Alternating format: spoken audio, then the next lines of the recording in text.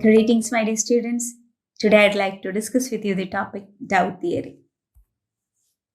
Dow theory was formulated from a series of editorials written by Charles H. Dow in Wall Street Journal from 1900 to 1902. Dow theory identified three types of price movements or trends. First one is primary trends, second one is secondary or intermediate trends, third one is minor or short-term trends.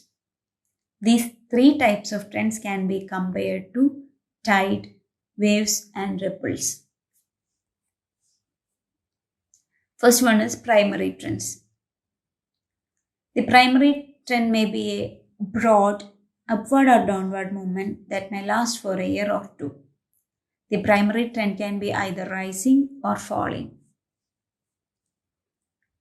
When there is a wave of rising prices, we have a rising or bull market, that is what known as primary bull market.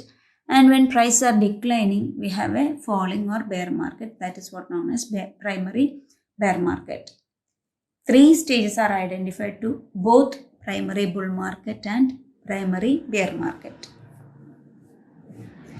These are the phases of primary bull market. First one is accumulation phase, second one is public participation phase, and third one is excess phase. Here you can see the different phases of primary bull market. T1 represents the accumulation phase and T2 represents the public participation phase and T3 represents the excess phase. The movements opposite to the primary trend like B1 and B2 are known as secondary trend. The first phase in primary bull market is accumulation phase. And accumulation phase is the starting point of upward trend. The informed investors means investors who have the knowledge about the changing market trends consider this as a starting point to enter into the market. Means they will purchase securities at this point as they are expecting a bull trend. Accumulation phase starts at the end of a downtrend where the whole market conditions were worst with excessive pessimism. So in the beginning of a bull market, means in the beginning of the accumulation phase also, investors will be a little bit pessimistic. But some patient investors who find value in buying securities for a long period will purchase shares, and they thought that this is the correct time to buy stocks and they will become rich. However, the accumulation phase can be the most difficult one to find out because it comes at the end of a downtrend. The next phase is public participation phase. This is the longest phase and there will be advances in price and earnings begins to rise again in this phase and confidence starts to come back, and this encourages more and more investors to buy more securities as they are expecting a future price hike and the price will increase again.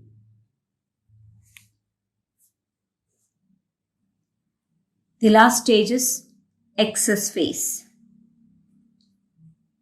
During this phase, public is fully involved in the market. Confidence level is extraordinarily high in this phase. Price is also very high. The excess phase is one in which the smart investors starts to sell their holdings to those now entering into the market. The upward moves starts to show weakness. It could be another sign that the trend may be near the start of a primary downtrend. Now, these are the phases of a primary bear market. First one is distribution phase, second one is public participation phase, and the third one is panic phase. Here in this graph, you can see the different phases of a primary bear market. Here, B1 represents the distribution phase and B2 represents the public participation phase and B3 represents the panic phase. The movements opposite to the primary trend like T1 and T2 are the secondary trends. And the first phase is distribution phase. This is the opposite of the accumulation phase during a bull market. The informed buyers realize that business conditions are not quite as good as once thought. Then they will start to sell stocks. But the overall sentiments continues to be optimistic as it is coming from a primary bull market.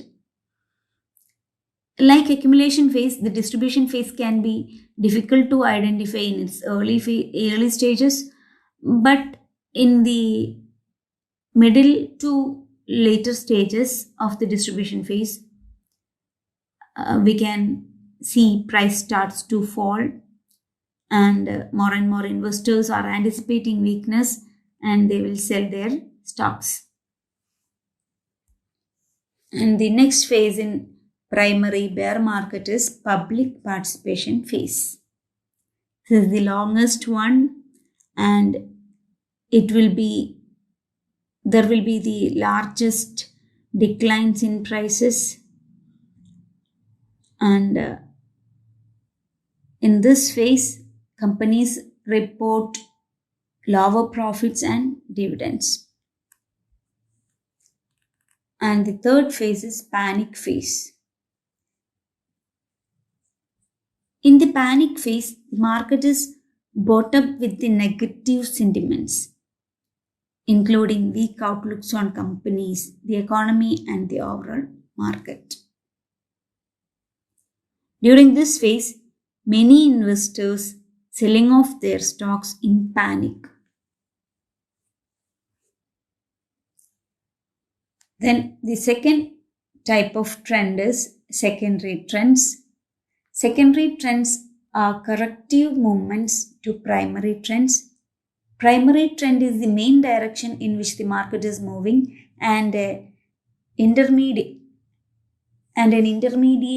trend or secondary trend moves in the opposite direction of the primary trend. And it lasts from 3 weeks to 3 months.